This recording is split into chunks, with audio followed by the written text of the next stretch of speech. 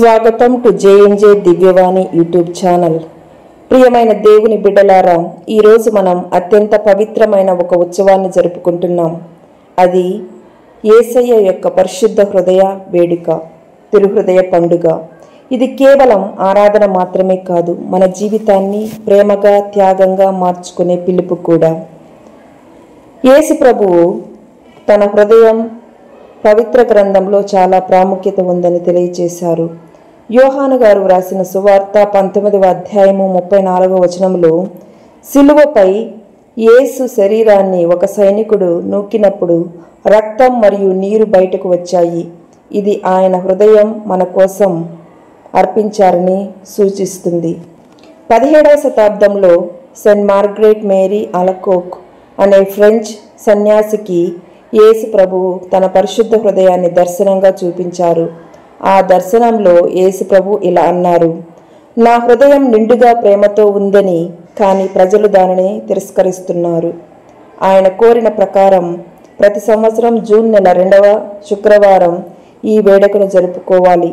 Church దీనిని 1856లో అధికారికంగా ఆమోదించింది. అదేవిధంగా యేసు ప్రభువు పరిశుద్ధ హృదయం అంటే ఏమిటి అని మనం తెలుసుకుందాం నేడు. ఇది అంతులేని ప్రేమ యొక్క చిహ్నం. హృదయం క్షమించగల శక్తికి ప్రతీక. ఇది తనను శత్రువులు గాయపరిచిన వారిని కూడా క్షమించిన గుండె. ఇది మానవత కోసం త్యాగం చేసిన దేవుని గుండె. యేసు ప్రభు ప్రేమ అనేది మాటల్లో కాదు, ఆయన త్యాగంలో, కాయంలో, రక్తంలో, హృదయంలో కూడా ఉంది. మన జీవితంలో చూస్తే ఈ పరిశుద్ధ హృదయం మనకిచ్చే ముఖ్యమైన సందేశాలు: ప్రేమించండి, ద్వేషించకండి. యేసు నమ్మక ద్రోహులను కూడా ప్రేమించారు. మనం కూడా మన కుటుంబాల్లో, సంఘాల్లో ప్రేమను పెంపొందించాలి. క్షమించండి, ప్రతీకారం తీసుకోకండి. అయ్యో, గాయానికి ప్రతిగా యేసు శపించలేదు, క్షమించారు. మనం బాధించిన వారిని కూడా క్షమించడం ద్వారా మన హృదయం పరిశుద్ధంగా మారుతుంది. త్యాగం చేయండి, స్వార్థాన్ని విడవండి. యేసు ప్రభు తన ప్రాణాన్నే మన కోసం త్యాగం చేశారు. మనం కూడా సమయం, శక్తి, ప్రేమను ఇతరుల కోసం ఉపయోగించాలి.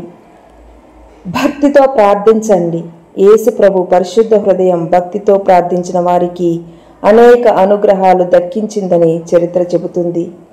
ఈ వేడుక, ఈ పండుగ మన కుటుంబాలకు ముఖ్యమైన సందేశాన్ని ఇస్తుంది. పిల్లల మధ్య, భార్యాభర్తల మధ్య, తల్లిదండ్రుల మధ్య ప్రేమను, క్షమను, ప్రార్థనను బలంగా చేయాలని. కుటుంబం అనే చిన్న దేవాలయంలో యేసు ప్రభు హృదయంలా మన హృదయాలు మారాలి. కాబట్టి మనమందరం కూడా యేసు ప్రభు చెప్పిన విధంగా ప్రేమించండి, ద్వేషించకండి, క్షమించండి, ప్రతీకారం తీసుకోకండి, త్యాగం చేయండి, స్వార్థాన్ని విడవండి, భక్తితో ప్రార్థించండి అనే విషయాల గురించి మనం తెలుసుకున్నాం. ఎందుకంటే ప్రభు ప్రేమ అంతులేనిది, క్షమించగలిగేది, గాయపరిచిన హృదయాన్ని హక్కున చేర్చుకునేది, త్యాగం చేసే హృదయం యేసు ప్రభు హృదయం.